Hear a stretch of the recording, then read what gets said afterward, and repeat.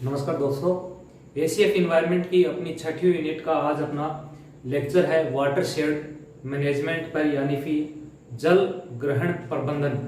जल ग्रहण प्रबंधन पर आज अपना लेक्चर रहेगा। जल ग्रहण प्रबंधन का मतलब ये है कि जो वर्षा का जल होता है या फिर सिंचाई के लिए जो पानी अपन यूज करते हैं उसका किस प्रकार मैनेजमेंट किया जाए, उसे ही जल ग्रहण प्रबंधन या फिर वाटर शेड मैनेजमेंट कहते हैं। इससे पहले अपन देखते हैं कल जो लेक्चर लिया था उसमें जो दो क्वेश्चन दिए थे उनके आंसर। पहले क्वेश्चन का आंसर है डी और दूसरे क्वेश्चन का आंसर है ए।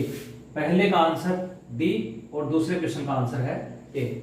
जिन स्टूडेंट ने देखा नहीं वो जाके देख सकते हैं। दो क्वेश्चन है, उनके आंसर पहले का डी और दूसरे का ए है। आज के दो क्वेश्चन अपने हैं। पहला क्वेश्चन, एम स्ट्रिप्स शब्द किस संदर्भ में प्रयुक्त होता है? एम स्ट्रिप शब्द किस संदर्भ में प्रयुक्त होता है? ऑप्शन ए है वन्य प्राणी जात का बध प्रजनन, यानी जो वाइल्ड लाइफ होते हैं उनका बध प्रजनन का मतलब है कि जिस स्थान पे वो रहते हैं वहीं पे उनमें फर्टिलाइजेशन की प्रक्रिया संपन्न हो। दूसरा है बाघ अभ्यारण्यों का रख रखाव। तीसरा है स्वदेशी उपग्रह दिक्चाल प्रणाली, यानी जो उपग्रह घूमते हैं उनकी जो घूमने की प्रणाली है उसको निर्धारित करना। तीसरा है राष्ट्रीय राजमार्गों का रख रखाव। क्वेश्चन नंबर दो में आप पूछा है कि जैव विविधता पर संयुक्त राष्ट्र सम्मेलन के दलों का 10वां सम्मेलन आयोजित किया गया था। जैव विविधता पर 10वां सम्मेलन कहां आयोजित किया गया? ऑप्शन ए है बीजिंग में, ऑप्शन बी है कोपेनहेगन में, ऑप्शन सी है नागोया में और ऑप्शन डी है न्यूयॉर्क में। तो ये दो क्वेश्चन जो है इनके आंसर आपको देने हैं। अब अपन शुरू करते हैं आज का अपना लेक्चर वाटर शेड मैनेजमेंट या फिर जल प्रबंधन, जल ग्रहण प्रबंधन, water shade management.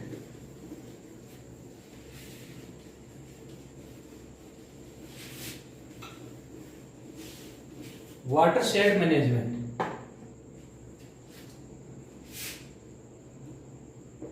Water shade management,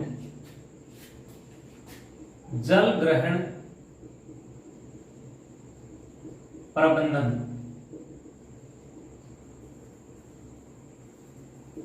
जल ग्रहण प्रबंधन समझने से पहले अपन ये देखते हैं कि जल ग्रहण क्षेत्र क्या होता है, यानी वाटर शेड एरिया क्या होता है। वाटर शेड एरिया एक ऐसी इकाई होती है जिसमें जल निकासी एक स्थान से ही होती है, यानी उसमें जल जो होगा उसकी एंट्री का एक ही पॉइंट होता है। उसी क्षेत्र को जल ग्रहण क्षेत्र कहते हैं, यानी उस भूमि को क्या कहते हैं? जल ग्रहण क्षेत्र कहते हैं। या फिर अपन ऐसे कहें कि जो भूमि की वह इकाई जहां पर वर्षा होती है, तो जिस इकाई पर वर्षा होती है वहां से जब जल बहता है तो उसकी बहने का एक ही रास्ता हो, तो उसी को क्या कहते हैं? जल ग्रहण क्षेत्र कहते हैं। जल ग्रहण क्षेत्र, वाटर शेड एरिया।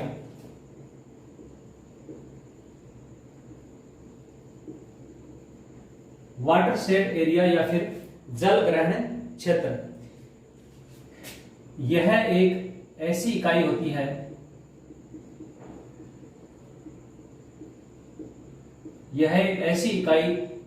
क्षेत्र होता है जिसमें जल के प्रवाह का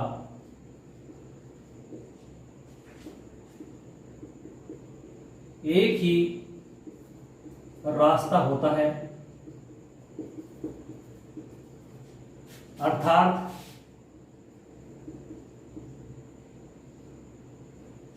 वर्षा जल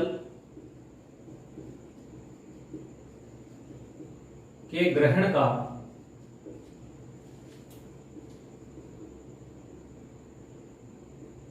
एक नाले के रूप में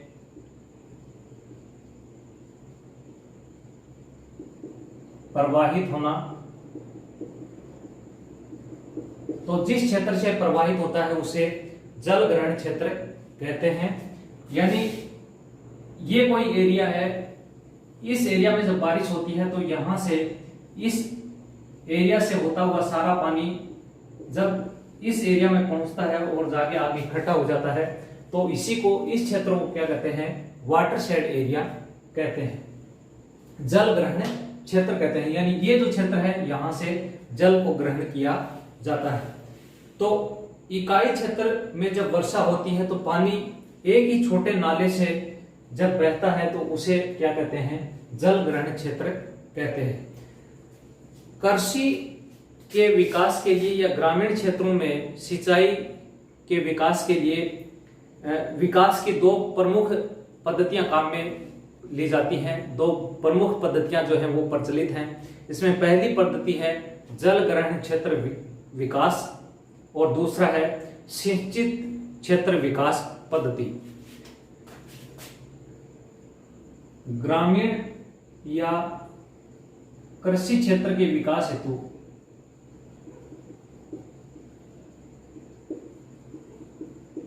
दो पद्धतियां काम में ली जाती हैं।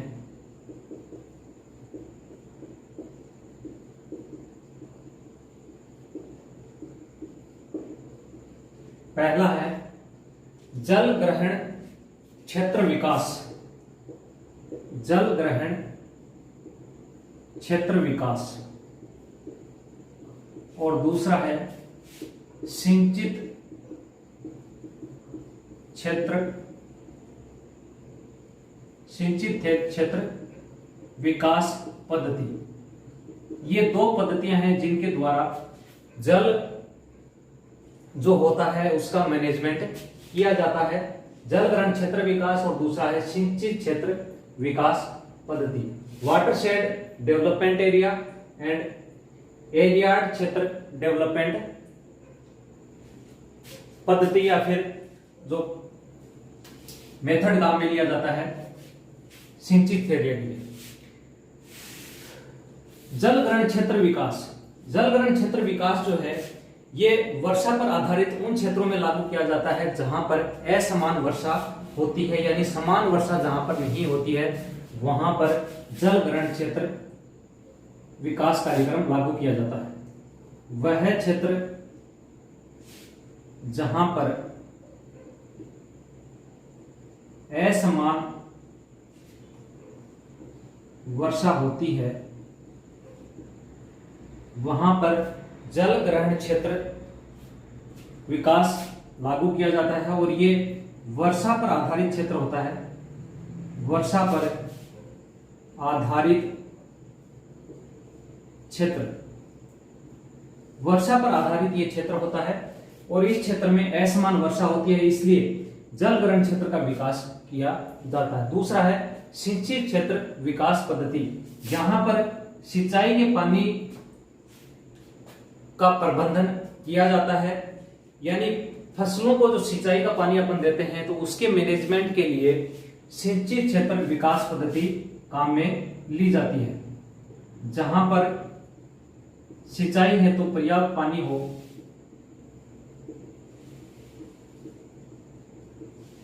पर्याप्त जल उपलब्ध हो, वहां पर यह पद्धति काम में ली जाती है।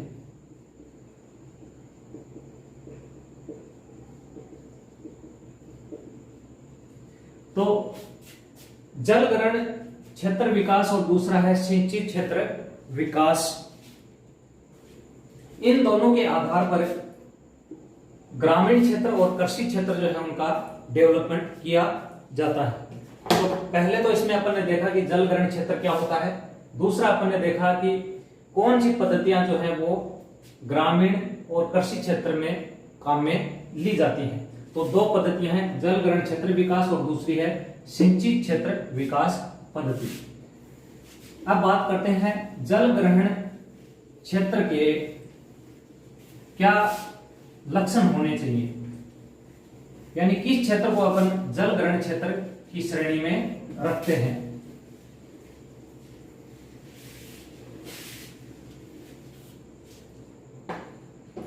जल ग्रहण क्षेत्र के लक्षण। जल ग्रहण क्षेत्र के लक्षण। जल ग्रहण क्षेत्र के लक्षण में पहला लक्षण तो यह है कि जल ग्रहण क्षेत्र का जो संपूर्ण पानी है वो किसी एक निकास से ही जल ग्रहण की सीमा को पार करता है, यानी उसका निकास एक ही होता है। दूसरा, किसी भी क्षेत्र में एक ही श्रेणी के दो से ज्यादा जल ग्रहण क्षेत्र नहीं हो सकते। ये इसके दो लक्षण हैं। पहला लक्षण है प्रत्येक जल ग्रहण क्षेत्र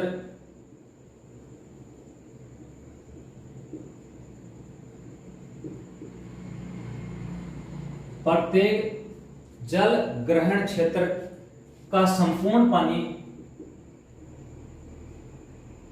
संपूर्ण जल केवल एक निकास मार्ग से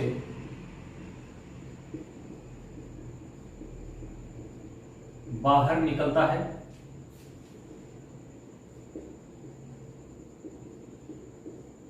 एक निकास मार्ग से बाहर निकलता है। दूसरा, किसी भी क्षेत्र में एक ही श्रेणी के किसी भी क्षेत्र में एक ही श्रेणी के दो जल ग्रहण क्षेत्र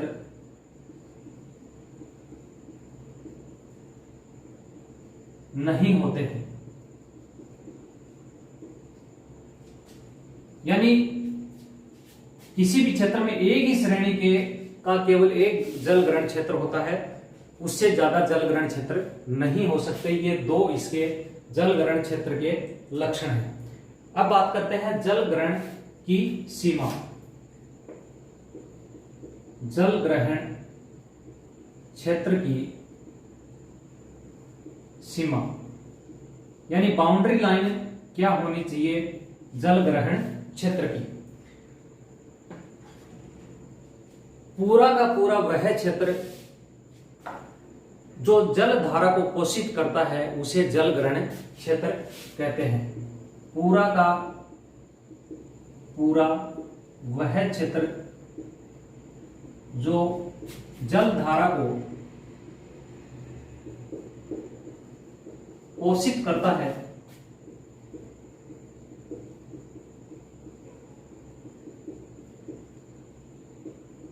जल ग्रहण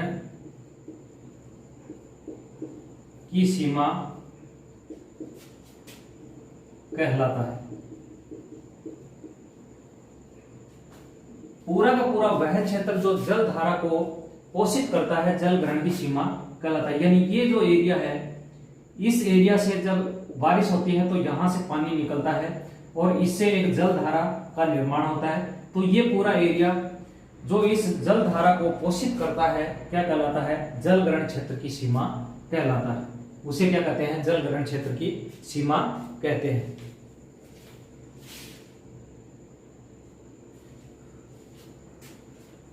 नेक्स्ट है जल ग्रहण क्षेत्र विकास के उद्देश्य।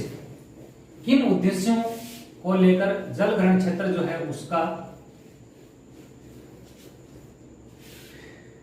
जल ग्रहण विकास किया जाता है? जल ग्रहण विकास के उद्देश्य। जल ग्रहण विकास के क्या क्या उद्देश्य हैं? जल ग्रहण विकास के काफी उद्देश्य हैं, जैसे इसके द्वारा भूमि, पानी, वन या फिर आपके जैव संरक्षण या फिर उसका जैव संरक्षण का विकास, ये सारे इसमें सम्मिलित किए जाते हैं। इसके अलावा इसका सामाजिक और आर्थिक महत्व भी है, क्योंकि इससे कृषि क्षेत्र जो है वो भी इससे विकसित होता है। अकृषि योग्य जो भूमि होती है उसको उपजाऊ भूमि में परिवर्तित किया जा सकता है। इसके अलावा प्राकृतिक संसाधनों के विकास के लिए अल्पकालीन और दीर्घकालिक योजना भी इससे बनाई जा सकती है। बाढ़ नियंत्रण और जलाशय और नदियां जो है उनके जल बहाव को प्रॉपर बनाए रखना भी इसमें शामिल है। तो ये सारे इसके उद्देश्य हैं, जल ग्रहण विकास के उद्देश्य। प्राकृतिक संसाधनों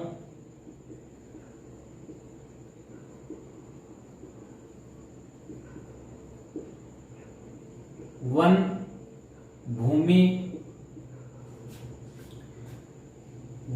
भूमि पानी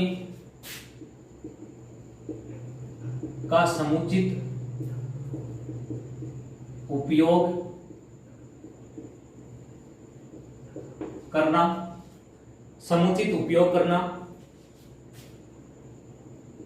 संरक्षण व विकास करना, संरक्षण तथा विकास करना, पानी बहाव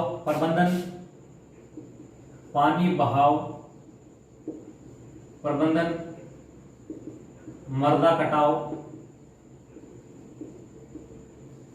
रोकना, ये सारे किसके हैं? जल ग्रहण विकास के उद्देश्य हैं। दूसरा है छोटे व मध्यम आकार के जल ग्रहण क्षेत्र विकसित करना,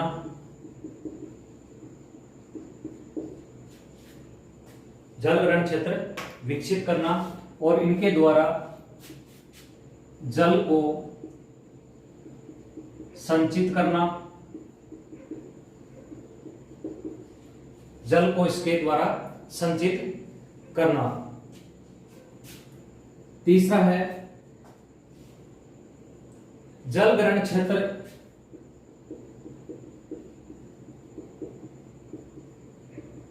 में गरीब व अविकसित लोगों की आजीविका में वृद्धि करना,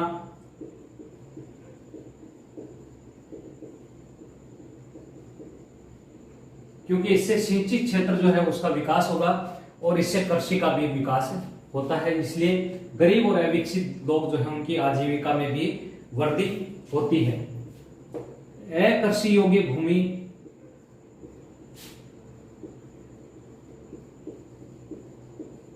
को कृषि योग्य व चारागाह भूमि में परिवर्तित करना,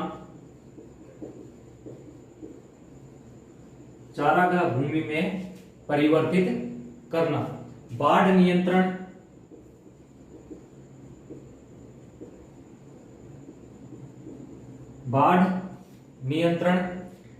जलाशय व नदियों में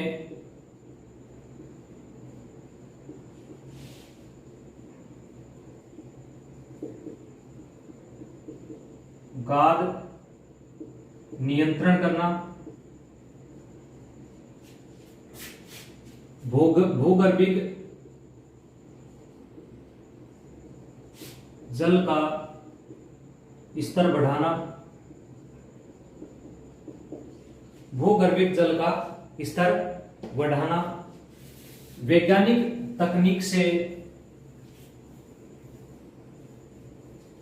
कृषि विकसित करना, वैज्ञानिक तकनीकों द्वारा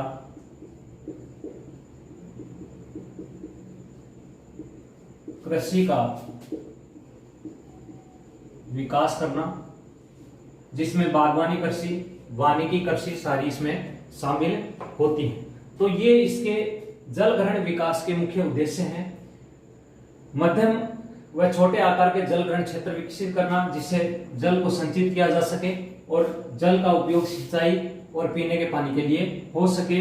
जल ग्रहण क्षेत्र में गरीब और अविकसित किसानों की आजीविका में वृद्धि करना, अकृषि योग्य भूमि को कृषि योग्य या चारागाह भूमि में परिवर्तित करना, बाढ़ नियंत्रण, जलाशय और नदियों की गाद नियंत्रित करना, भूगर्भिक जल का स्तर बढ़ाना, वैज्ञानिक तकनीकों द्वारा कृषि का विकास करना। तो ये सारे उद्देश्य हैं जल ग्रहण क्षेत्र विकास के उद्देश्य। अब एक समिति गठित की गई थी, समिति हनुमत राव समिति, जिसकी सिफारिश के आधार पर कुछ प्रोग्राम 1995 में शुरू किए गए और वो प्रोग्राम जो थे वो जल ग्रहण विकास से संबंधित ही शुरू किए गए। हनुमंत राव समिति की सिफारिश पर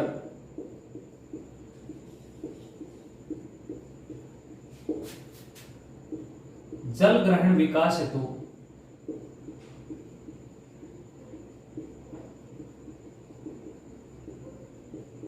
कार्यक्रम,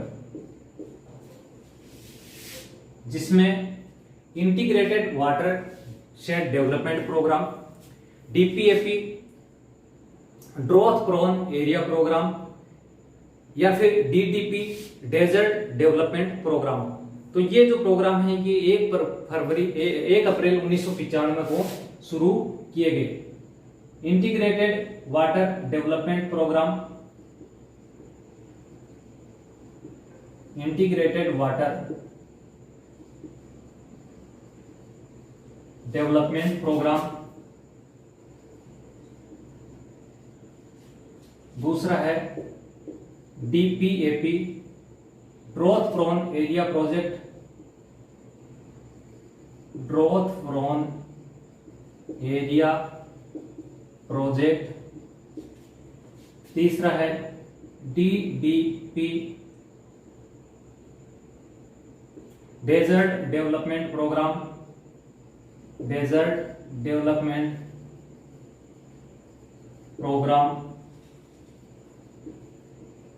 ये तीनों प्रोग्राम जो है ये हनुमत राव समिति की सिफारिश पर 1 अप्रैल 1995 को तीनों प्रोग्राम जो है ये शुरू किए गए। इसके अलावा एक हरियाली कार्यक्रम शुरू किया गया। हरियाली कार्यक्रम, हरियाली कार्यक्रम के तहत जल ग्रहण क्षेत्र विकास का वित्तीय और प्रशासनिक नियंत्रण जो है वो पंचायती राज को दे दिया गया। जल ग्रहण विकास कार्यक्रम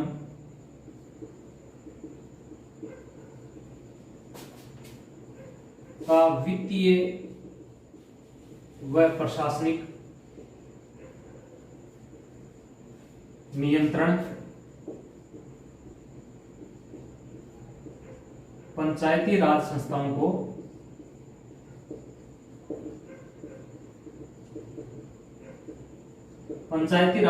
को दिया गया। वित्तीय नियंत्रण किसको दिया गया? पंचायती राज संस्थाओं को इनका वित्तीय नियंत्रण दिया गया। तो ये हरियाली प्रोग्राम में शुरू किया गया। हनुमत राव समिति की सिफारिश के आधार पर integrated water development programme, DDP programme और डीपीएपी प्रोग्राम जो है वो शुरू किए गए। 1 अप्रैल 2008 को इंटीग्रेटेड वाटर मैनेजमेंट प्रोग्राम जो है वो शुरू किया गया।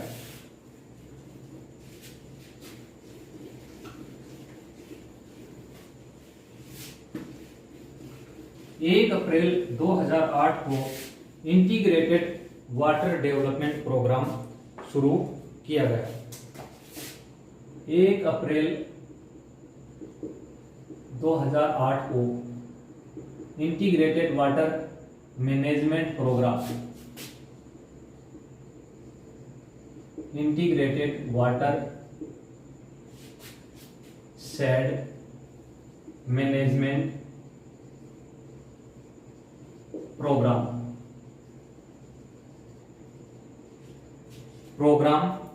तथा राष्ट्रीय बारानी क्षेत्र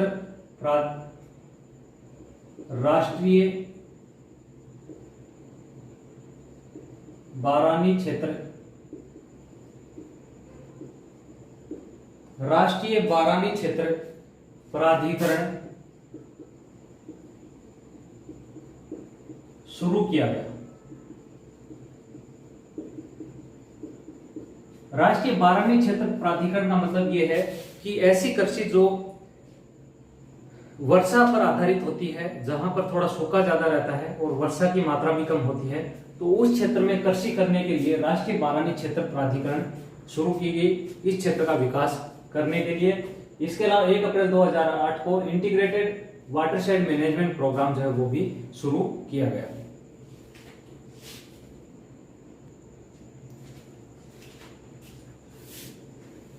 अब हम बात करते हैं राजस्थान की। राजस्थान के विशेष संदर्भ में अपन देखते हैं जल ग्रहण विकास कार्यक्रम।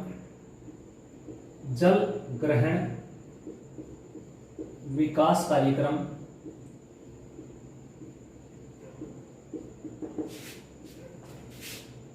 संदर्भ राजस्थान में। राजस्थान के संदर्भ में इसको अपन वाटरशेड डेवलपमेंट प्रोग्राम जो है इसको थोड़ा देख लेते हैं। राज्य में जल संसाधन जो है वो सीमित मात्रा में उपलब्ध है, क्योंकि यहाँ पर वर्षा जो है वो काफी कम मात्रा में होती है, इसलिए यहाँ पर 90% जो कृषि है वो किस पर आधारित है, वर्षा पर ही आधारित है। इसलिए वाटरशेड प्रोग्राम जो है यहाँ पर काफी बड़े लेवल पे चलाया जा रहा है, काफी समय से चलाया जा रहा है और वर्तमान में भी इसको लागू किया गया है। राजस्थान में 90% कृषि वर्षा पर आधारित है,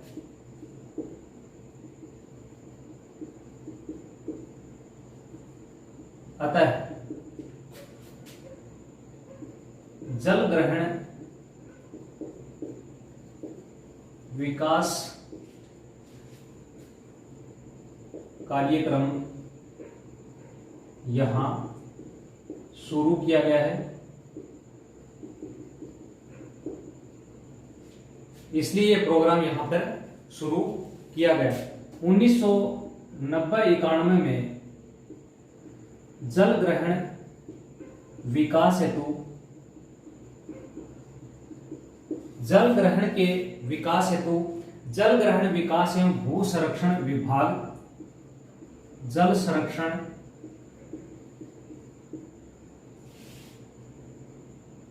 विकास एवं भू संरक्षण विभाग की स्थापना की गई।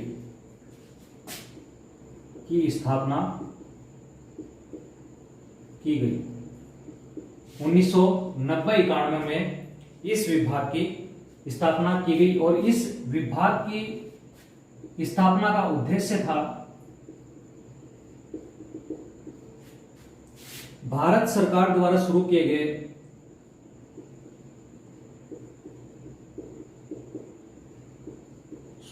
गए कार्यक्रम जैसे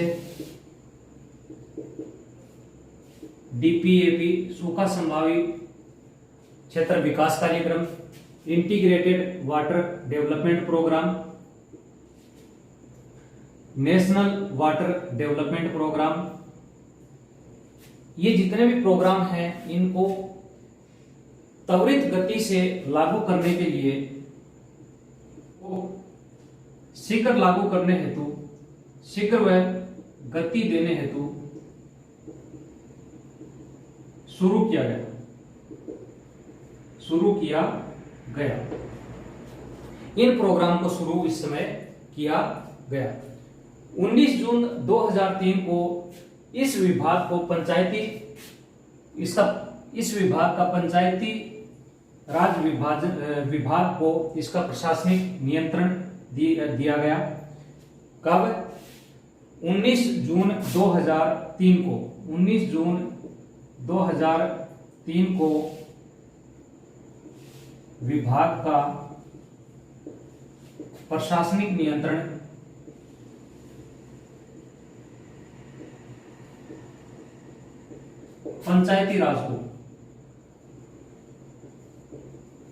पंचायती राज मंत्रालय को दिया गया, ताकि इस क्रिया को जल्दी से जल्दी बढ़ावा इसको दिया जा सके, क्योंकि ज्यादातर ये वाटरशेड मैनेजमेंट प्रोग्राम जो है वो सभी गांवों में लागू किए जाते हैं, क्योंकि कृषि वहां पर होती है, इसलिए पंचायती राज विभाग को इसका प्रशासनिक नियंत्रण दिया गया। तो 90% कृषि जो है राजस्थान में वर्षा पर आधारित है, इसलिए प्रोग्राम 1990-91 में शुरू किया गया। इसका उद्देश्य था DPAP, integrated water development programme, national water development programme या फिर नेशनल वाटर मैनेजमेंट प्रोग्राम जो है, इंटीग्रेटेड वाटर मैनेजमेंट प्रोग्राम, इनको त्वरित गति देने के लिए यह है शुरू किया गया। जल प्रबंधन हेतु राज्य स्तर पर और जिला स्तर पर कार्यक्रम शुरू किए गए हैं।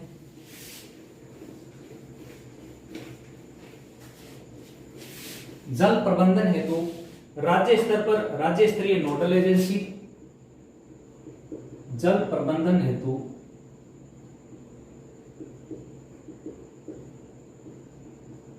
राज्य स्तर पर राज्य स्तरीय नोडल एजेंसी, और इसी तरह जिला स्तर पर watershed cell cum watershed cell cum data centre,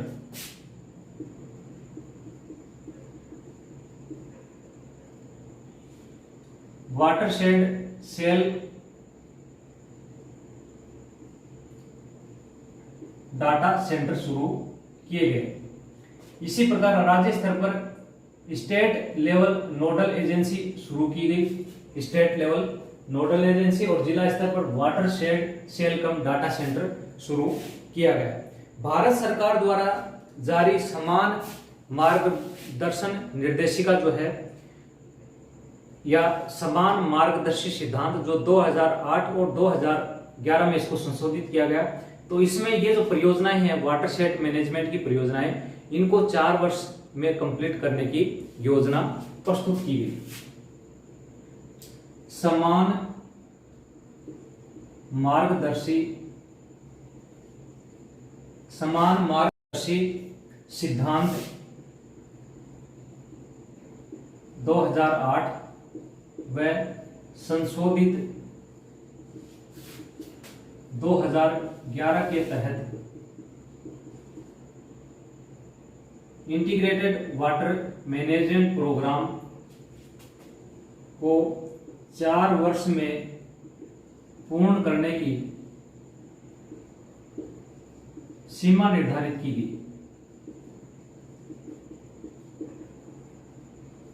यानी इसमें एक टाइम पीरियड दे दिया, इस टाइम पीरियड में वाटर मैनेजमेंट के लिए जो संरचनाएं बनाई जाएंगी उनको कंप्लीट किया जाना था। वर्तमान में इंटीग्रेटेड वाटर मैनेजमेंट प्रोग्राम में प्रधानमंत्री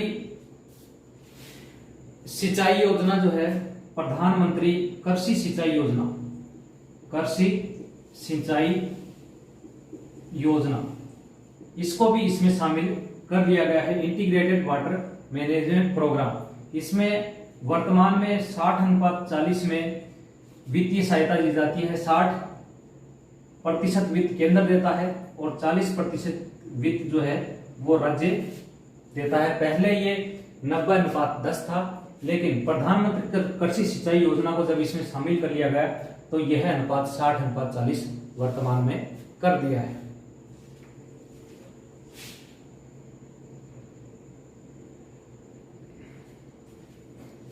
नेक्स्ट है integrated water development project, integrated water development project.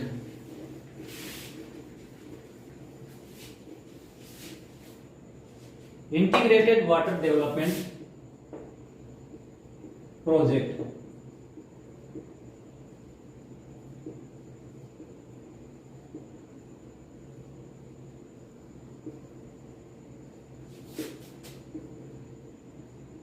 Integrated water development project ये प्रोजेक्ट 1 अप्रैल 2008 को शुरू किया गया। 1 अप्रैल 2008 को शुरू किया गया। इसमें गैर मरुस्थलीय क्षेत्रों में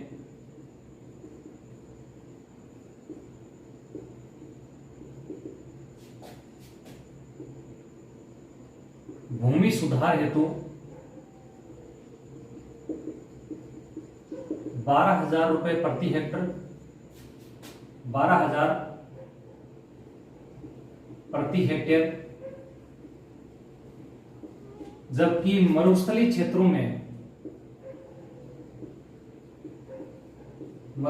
क्षेत्रों में यह राशि 15,000 रुपए प्रति हेक्टेयर दी जाती है। तो इंटीग्रेटेड वाटर डेवलपमेंट प्रोग्राम जो है 1 अप्रैल 2008 को शुरू किया गया। गैर मरुस्थलीय क्षेत्रों में 12,000 रुपए और मरुस्थलीय क्षेत्रों में 15,000 रुपए प्रति हेक्टेयर भूमि सुधार हेतु दिए जाते हैं। दूसरा है समेकित बंजर भूमि विकास कार्यक्रम। समेकित बंजर भूमि विकास कार्यक्रम। समेकित बंजर भूमि विकास कार्यक्रम 1989 में क्रियान्वित किया गया।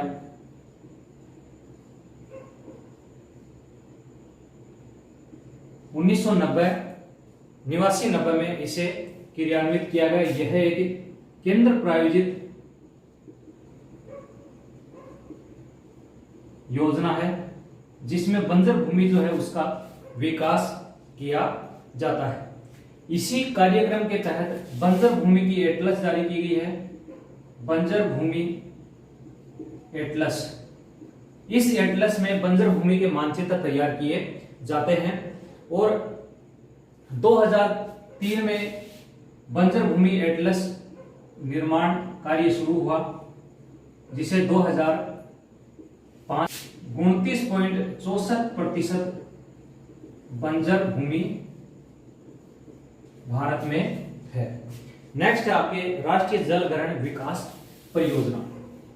राष्ट्रीय जल ग्रहण विकास परियोजना।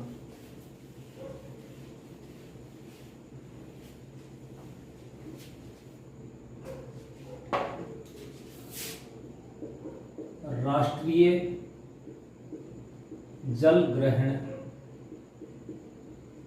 विकास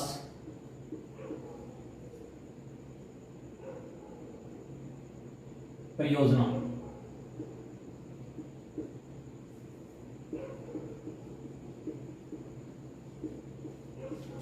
राष्ट्रीय जल ग्रहण विकास परियोजना जनवरी 2001 में शुरू की गई।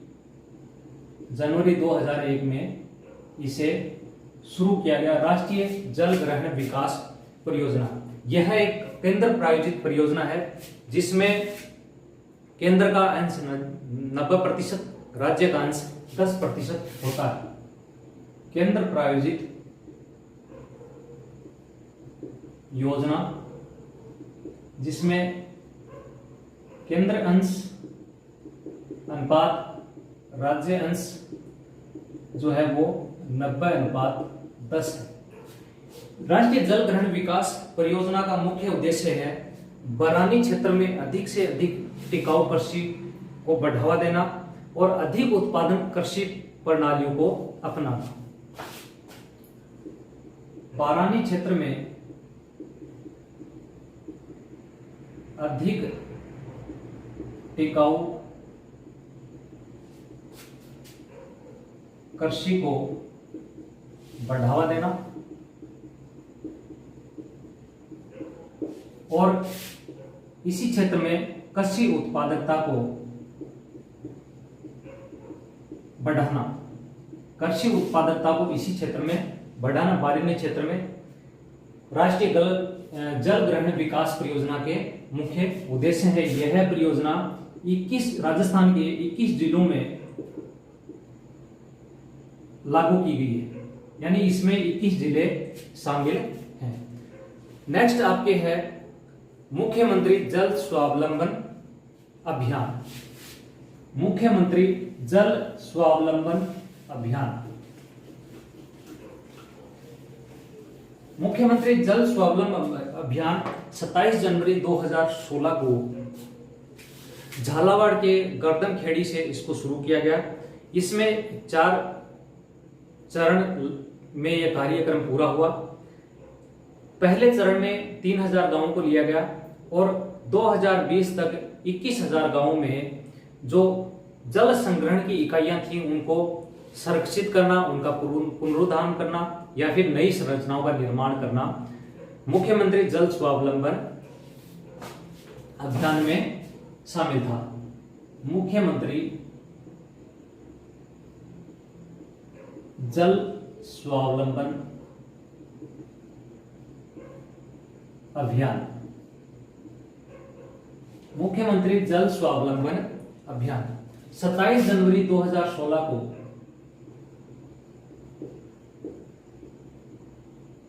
झालावाड़ के गर्दनखेड़ी से यह अभियान शुरू किया गया। गर्दनखेड़ी से इसे शुरू किया गया। इसका उद्देश्य था ग्रामीण क्षेत्रों में पानी की न्यूनतम आवश्यकता को पूरी करना, ग्रामीण क्षेत्रों में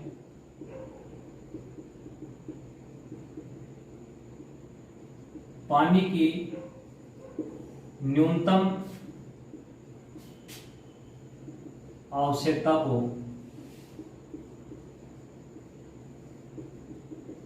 पूरा करना। दूसरा, जल उपलब्धता सुनिश्चित करना। और तीसरा है इसमें अकाल के दौरान पानी की उपलब्धता, अकाल के दौरान पानी की उपलब्धता। ये तीनों इसके मुख्यमंत्री जल स्वावलंबन अभियान के 3 उद्देश्य हैं। 2016 में यह शुरू की गई, इसलिए वर्ष 2016 को जल क्रांति वर्ष निर्धारित किया गया। जल क्रांति वर्ष, इसको जल क्रांति वर्ष के रूप में मनाया गया 2016 को। 2016 में इसमें प्रथम चरण में 3000 गांव शामिल थे और कुल इसके चरण, इस परियोजना के कुल चरण कितने हैं? 4 हैं और 4 चरणों में 2020 तक 21000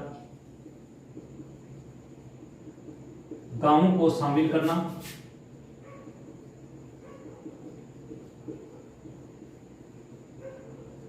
इस परियोजना का मुख्य लक्ष्य रहा। इस परियोजना में ग्रामीण इलाकों में जल अपवाह जो है उसका संचयन करना, यानी फिर जल अपवाह का मतलब यह है कि इसमें वर्षा जल, भूजल, भूगर्भिक जल या फिर मृदा में उपस्थित नमी जो है उसको इसमें शामिल किया जाता है। तो इसके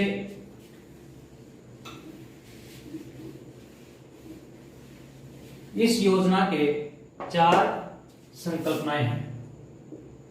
योजना की 4 संकल्पनाएं। पहली संकल्पना इसकी है, ग्रामीण इलाकों में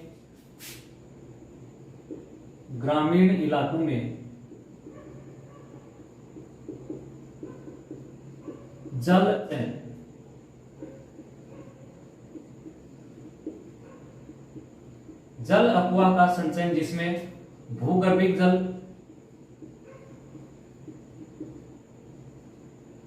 भूमिगत जल,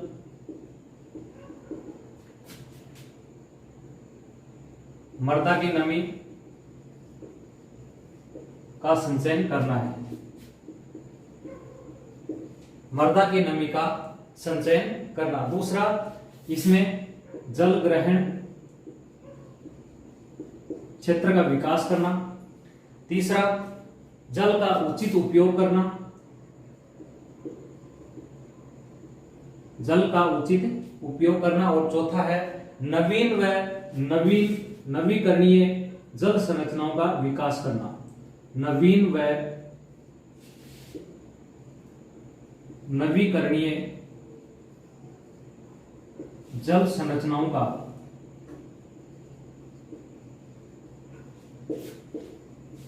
विकास करना। तो ये जो योजना है मुख्यमंत्री जल स्वावलंबन अभियान 27 जनवरी 2016 को झालावाड़ के गर्दनखेड़ी से इसे शुरू किया गया। इसका मुख्य उद्देश्य यही है कि ग्रामीण क्षेत्रों में जल उपलब्धता सुनिश्चित कराना, चाहे वो अकाल क्षेत्र हो, अकाल का समय हो, या फिर सिंचाई के लिए जल उपलब्ध कराना, भूगर्भित जल जो है उसका स्तर बढ़ाना। और इसी मुख्यमंत्री जल स्वावलंबन अभियान की वजह से वर्ष 2018 में नीति आयोग ने राजस्थान में भूगर्भित जल के स्तर में वृद्धि करने के कारण राजस्थान 1 नंबर पे रहा। नीति आयोग की रिपोर्ट में यह कहा गया कि सबसे ज्यादा भूगर्भित जल जो है वो राजस्थान में ही बढ़ा है। तो इस योजना की ये 4 संकल्पनाएं हैं और ये योजना जो है वो 27 जनवरी 2016 को लागू की गई, इसलिए 2016 के वर्ष को जल क्रांति वर्ष के रूप में मनाया गया। तो ये आपके है, इस टॉपिक में इतना ही है। इसमें अपने राजस्थान का जो टॉपिक है वो भी इसमें कवर कर लिए। बहुत बहुत